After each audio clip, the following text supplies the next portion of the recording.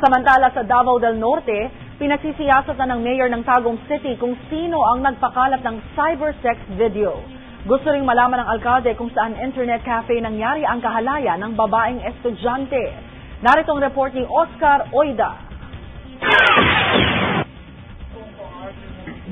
Sa unang tingin, aakalaing simpleng pakikipag-chat lang ang pinagkakabalahan ng babaeng ito.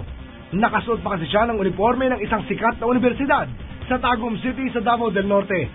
Pero makalipas lamang ilang minuto, ipinakita na niya ang masiselang bahagi ng kanyang katawan. Kasunod pa nito, ang ilan pang malalaswang eksena. Maririnig pa sa background ng dalawang lalaki at isang babaeng nagtatawanan. Agad namang naalarma ang mga lokal na opisyal ng Tagum sa pagkalat ng webcam sex video. Bukod kasi sa posibleng isang estudyante ang sangkot, duda nila nangyari ang lahat sa isang internet cafe, isang lugar na bukas sa publiko.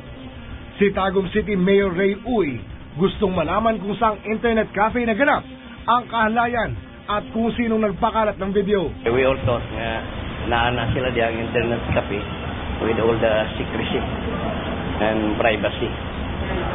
So kana nga ilahang expose ay likas. Pero pakiusap ng presidente ng Internet Cafe Association of Tagum, wag naman daw sana silang agad pag-initan. Right to privacy, isa po na siyang rights sa babae. So, pwede po niya reviewin reviewin niya ang circumstances kung naay kung naay negligence ang katong maong internet cafe or kung basig po nakikonsabo po ang maong internet cafe. Pero kahit pa matunton ng babaeng nasa video at kung sino man ang pinagmulan nito, hindi sila maaaring kasuhan.